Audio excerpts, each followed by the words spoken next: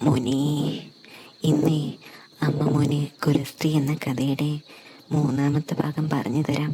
കേട്ടോടാ കുട്ടാ. പിന്നെ ഇടമുത്തേ, ഈ ഭാഗം കേൾക്കുന്നതിന് മുന്നേ അതിന് മുന്നേ ഉള്ള 2 ഭാഗം ഒന്ന് കേട്ടേക്കണേടാ. എന്നാലേ ഈ ഭാഗത്ത് അമ്മ പറയുന്ന കാര്യങ്ങൾ മോന് മനസ്സിലാവത്തോളൂ. പിന്നെ മോനെ, അമ്മയുടെ ടെലിഗ്രാം ചാനലിലൊന്ന് ജോയിൻ ചെയ്തേക്കണേടാ. അതിലേ യൂട്യൂബിലൊന്നും ഇല്ലാത്ത ചില ചൂടൻ പച്ച കാര്യങ്ങൾ അമ്മ പറയും. അപ്പം മോനെ, അമ്മ തുടങ്ങട്ടേടാ. എല്ലാവരും ഉടക്കിടന്ന് ഉറങ്ങുമല്ലേ? ആ സാധനം ഒന്നെടുത്ത് വെളിയിലിട്. എന്നിട്ട് പയ്യെ കുലിക്കാൻ തുടങ്ങിക്കോ.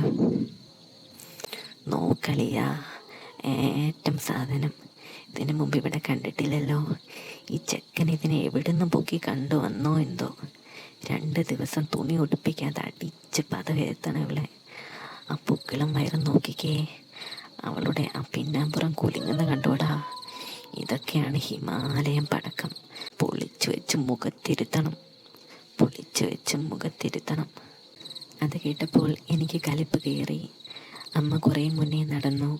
ഞാൻ അവന്മാരോട് കയർത്തു. ഞാൻ എന്താടാ കഴിവേറി, നീ എൻ്റെ അമ്മയെക്കുറിച്ച് പറഞ്ഞേ?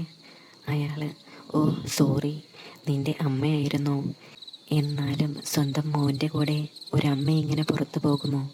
മുമ്പ് ഇവിടെയൊന്നും കണ്ടിട്ടില്ല, അതാ സോറി. അപ്പോൾ അമ്മ തിരിച്ച് എൻ്റെ അടുത്തേക്ക് വന്നു. അത് കണ്ട് അയാൾ മറ്റേ ആളോട് മെല്ലെ പറഞ്ഞു, അളിയാ, അവൾ തിരിച്ചു വരുന്നുണ്ട്. അവളുടെ ആ സൈസ് നോക്കളിയാ. കൊലുക്കി വരുക, കണ്ടിട്ട് സഹിക്കുന്നില്ലടാ. അമ്മ, ആദിക്കുട്ടാ, നീ എന്താ ഇവിടെ നിൽക്കുന്നേ? ഒന്ന് പെട്ടെന്ന് വാ, നീ ഒരു വകയ്ക്ക് കൊള്ളില്ല, പെട്ടെന്ന് നടക്ക് കൂട്ടാ. അമ്മ എൻ്റെ കയ്യിൽ പിടിച്ച് നടന്നു പോകുമ്പോൾ അവന്മാർ അമ്മയുടെ പിന്നാമ്പുറത്ത് തന്നെ നോക്കുകയായിരുന്നു. ഞാൻ നോക്കിയപ്പോൾ ഒരുത്തൻ കൈകൊണ്ട് പാൻറ്റിൻ്റെ മുകളിലൂടെ തിരുമുന്നു.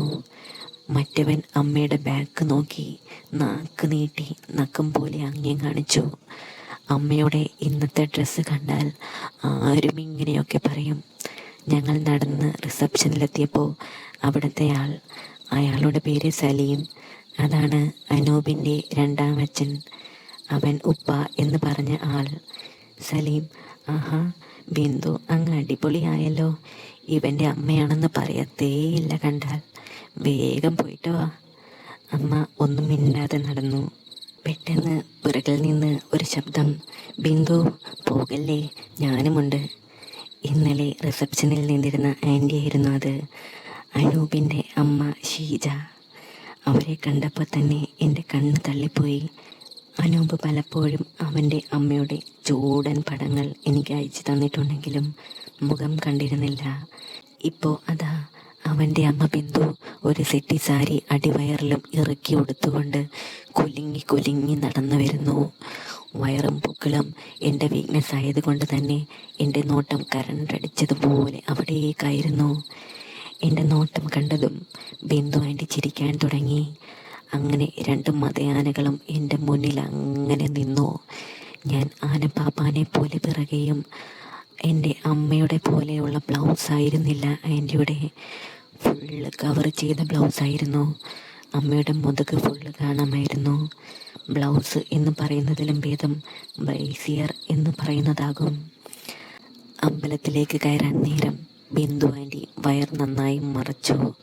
അമ്മ അതൊന്നും ശ്രദ്ധിച്ചില്ല. പക്ഷേ എൻ്റെ മനസ്സിൽ 100 ചോദ്യങ്ങളായിരുന്നു. ബിന്ദു ആൻറ്റിയെ അമ്മയ്ക്ക് എങ്ങനെ പരിചയം? ഇന്നലെ രാത്രി എന്താണ് സംഭവിച്ചത്? അങ്ങനെ ഉത്തരം കിട്ടാത്ത അനവധി ചോദ്യങ്ങൾ. എല്ലാവരുടെയും നോട്ടം അമ്മയിലേക്ക് തന്നെയായിരുന്നു. പലരും ഇതേതാ പുതിയ പടക്കം എന്ന ഭാവത്തിൽ നോക്കുന്നു. കൂടെയുള്ള ബിന്ദു ആൻറ്റി അടക്കം ചിട്ടയോടും കൂടി സാരി ഉടുത്ത് നടക്കുന്നു. അപ്പോൾ എനിക്ക് മനസ്സിലായി, ഇത് ആൻറ്റിയുടെ നമ്പറായിരുന്നു. സ്വാഭാവികമായും എല്ലാവരും സീൻ കാണിക്കുന്നത് നോക്കും. എൻ്റെ അമ്മയാണ് എല്ലാവർക്കും കാണിച്ചു കൊണ്ട് നടക്കുന്നത്. അങ്ങനെ ഞങ്ങൾ ചെരുപ്പൊക്കെ അവിടെ കൗണ്ടറിൽ വെച്ച് ക്യൂ നിൽക്കാൻ കയറി. അമ്മയുടെ പിറകിൽ ഞാനും പിന്നെ ആൻറ്റിയും. പെട്ടെന്ന് ആൻറ്റി എന്നോട് പറഞ്ഞു, ഷീജ ആൻറ്റി, വിഷ്ണു വഴിപാട് കഴിക്കാനുള്ള പൈസ ബാഗിലാണ് ഉള്ളത്, അത് നിൻ്റെ ലോക്കറിലാണ് വെച്ചത്. നീ വേഗം വാ, നമുക്ക് പോയി എടുത്തിട്ട് വരാം.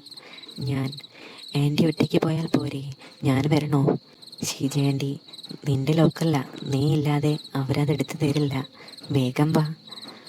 അങ്ങനെ ഞാനും ആൻറ്റിയും ക്യൂവിൽ നിന്ന് ഇറങ്ങിയ തക്കം നോക്കി ഒരുത്തൻ വേഗം ക്യൂവിൽ കയറി. അപ്പോഴേക്കും സെക്യൂരിറ്റി ഗേറ്റ് അടച്ചു. ഞാൻ തിരിച്ച് കയറാൻ പോയപ്പോൾ അയാൾ പറഞ്ഞു, ഇനി അടുത്ത തവണ ഗേറ്റ് തുറക്കുമ്പോൾ കയറിയാൽ മതിയെന്ന്. പെട്ടെന്ന് ഞാൻ അമ്മയെ നോക്കി. അപ്പോഴാണ് അമ്മയുടെ മുന്നിലുള്ള ആളെ ശ്രദ്ധിച്ചത്. അത് ഞങ്ങൾ ഹോട്ടലിൽ നിന്ന് വന്നപ്പോൾ അമ്മയെ നോക്കി കമൻ്റ് അടിച്ചവൾ ഒരുത്തനായിരുന്നു. അവൻ എന്നെ നോക്കി ചിരിച്ചു. അപ്പോൾ അമ്മയുടെ പിന്നിൽ നിൽക്കുന്നവൻ എന്നെ നോക്കി. അത് മറ്റവൻ്റെ കൂടെയുള്ള ആളായിരുന്നു. അവൻ എന്നെ നോക്കി കളിയാക്കി ചിരിച്ചു. എന്നിട്ട് അമ്മയുടെ മുതുകിൻ്റെ അടുത്ത് മുഖം വെച്ച് മണക്കുന്ന പോലെ ആക്ഷൻ കാണിച്ചു. അമ്മ അതൊന്നും ശ്രദ്ധിക്കാതെ അങ്ങനെ നിന്നു. അമ്മ അറിയുന്നില്ലല്ലോ, സിംഹക്കൂട്ടിലകപ്പെട്ട മാനിൻ്റെ അവസ്ഥയാണ് അമ്മയ്ക്കിപ്പോൾ എന്ന്. അപ്പോഴേക്കും ആൻറ്റി എന്നെ കൈ പിടിച്ച് വലിച്ചു. മനസ്സില്ലാ മനസ്സോടെ ഞാൻ ആൻറ്റിയുടെ കൂടെ പോയി. ഇതെല്ലാം കണ്ട് ആൻറ്റി മുഖം തിരിച്ച് ചിരിക്കുന്നുണ്ടായിരുന്നു.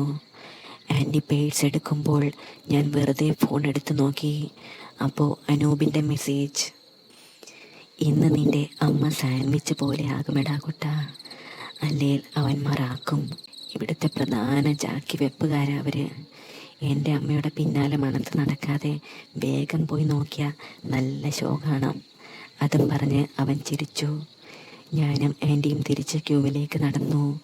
അപ്പോഴേക്കും ഗേറ്റ് തുറന്നു. ഞങ്ങൾ കയറി. ആൻറ്റിയുടെ തൊട്ട് പിന്നാലെ ഞാൻ നിന്നു. അമ്മയെ ഞാൻ എത്തി നോക്കി. പക്ഷേ അവർ ഒരുപാട് ദൂരെയായിരുന്നു. ഞാൻ എത്തി നോക്കുന്നത് കണ്ട് ആൻറ്റി കൈ പൊത്തി ചിരിച്ചു.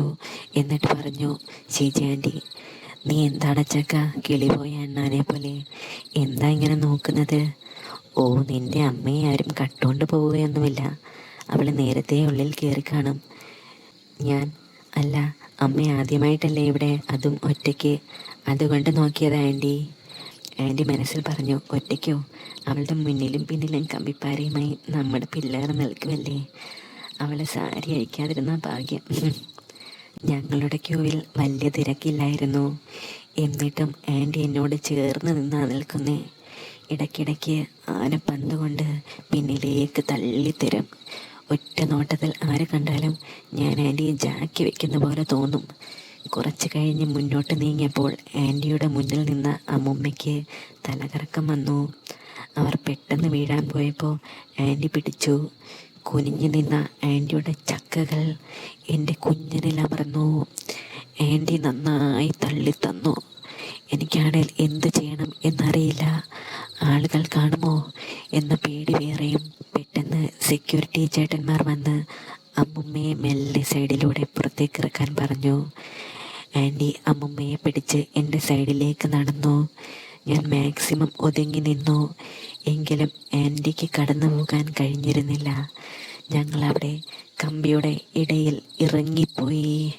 ഈ ചാൻസിൽ ആൻറ്റി ആരും കാണാതെ കൈകൊണ്ട് എൻ്റെ കുഞ്ഞിനെ പിടിച്ച് ഞെരിച്ച് കളഞ്ഞു. മുണ്ടിൻ്റെ ഉള്ളിലൂടെ കൈയിട്ട് ആൻറ്റി നന്നായി പിടിച്ച് ഞെക്കി തന്നു.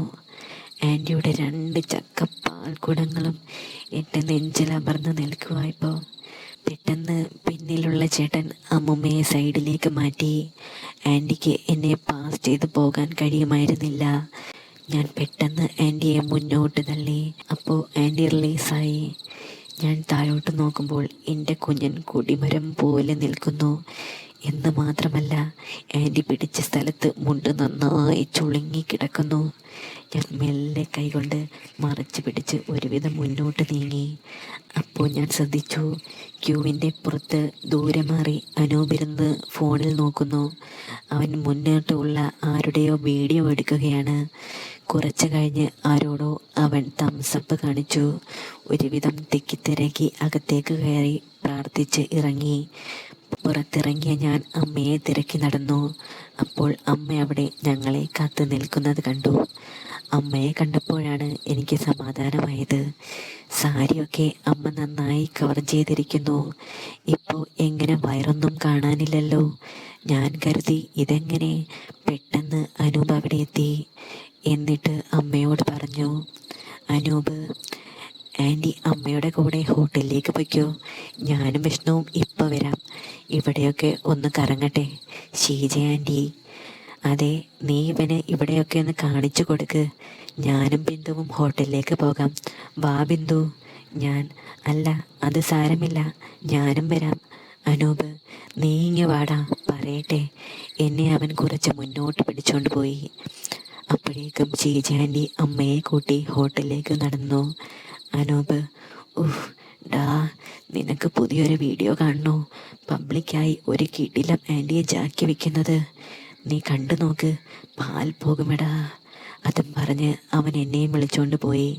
അങ്ങ് ദൂരെ ഒരു ആൽമരത്തിൻ്റെ അടുത്തിരുന്നു. അവൻ വീഡിയോ പ്ലേ ആക്കി എൻ്റെ കയ്യിൽ അവൻ്റെ ഫോൺ തന്നു. വീഡിയോ കണ്ടതും എൻ്റെ കൈയും കാലും വിറയ്ക്കാൻ തുടങ്ങി. 2 സ്ത്രീകൾ സെറ്റ് സാരിയൊക്കെ ഉടുത്ത് നടന്നു പോകുന്നു. അത് അമ്മയും ഷീജ ആൻറ്റിയും ആണെന്ന് മനസ്സിലായി. റോഡിലെ പെണ്ണുങ്ങളുടെ കാൻഡിഡ് വീഡിയോ എടുക്കുന്ന ചില പൂവാലന്മാരെ പോലെ അനൂപ് അമ്മയുടെ പിന്നാമ്പുറം നന്നായി ഫോക്കസ് ചെയ്തിരുന്നു. അമ്മയുടെ ഇറുക്കി വെട്ടിയ ബ്ലൗസിലൂടെ അമ്മയുടെ വിശാലമായ മുതുക് മുഴുവനായും വെളിയിൽ കാണാം. ബ്ലൗസിൻ്റെ ഇറുക്കവും മുറുക്കവും കാരണം അമ്മയുടെ ഷേപ്പ് നന്നായി കാണാം. മിക്കപ്പോഴും മുഴുവൻ കവർ ചെയ്തിരുന്ന ബ്ലൗസ് ഇട്ട് നടക്കുന്നത് കൊണ്ടും അധികം മോഡേണായി സാരി ഉടുത്ത് കാണാത്തത് കൊണ്ടും പെട്ടെന്ന് ആ വീഡിയോ കണ്ടപ്പോൾ ഇൻസ്റ്റഗ്രാമിലൊക്കെ കാണുന്ന ഏതേലും അഴിഞ്ഞാട്ടക്കാരികളാണോ എന്ന് പോലും എനിക്ക് തോന്നി. അമ്മയുടെ വിശാലമായ പിന്നാമ്പുറം അങ്ങോട്ടും ഇങ്ങോട്ടും ആടി ഉലഞ്ഞ് കളിക്കുന്നു. പെട്ടെന്ന് ആ വീഡിയോ നിന്നു. അത് കഴിഞ്ഞ് അടുത്ത വീഡിയോ വന്നത് സൈഡിൽ നിന്നായിരുന്നു. അമ്മയുടെ മുഖമടക്കം ഈ വീഡിയോയിൽ വന്നു. സൂം ചെയ്ത് അമ്മയുടെ മുഖം നന്നായി ഫോക്കസ് ചെയ്തു. അത്യാവശ്യം നല്ല വെളുപ്പുള്ള അമ്മ മേക്കപ്പ് കൂടെ ചെയ്തപ്പോൾ വല്ലാത്ത ലുക്കായി. ഒരുമാതിരി മന്ത്രവാദ സിനിമകളിലെ പോക്ക് കേസ് പെണ്ണുങ്ങളിടുന്ന പോലെയുള്ള ഡാർക്ക് കളർ ലിപ്സ്റ്റിക്കും നന്നായി വീഡിയോയിൽ വന്നു. അത് കഴിഞ്ഞ് ക്യാമറ മെല്ലെ അമ്മയുടെ കഴുത്തിലേക്കും നീങ്ങി. പൊതുവെ അമ്മ ഭയങ്കര ശ്രദ്ധാലുവാണ് സാരിയുടെ കാര്യത്തിൽ. ബ്ലൗസ് മാത്രം ഇട്ടാൽ പോലും അമ്മയുടെ ചാൽ വെളിയിൽ കാണാറില്ലായിരുന്നു.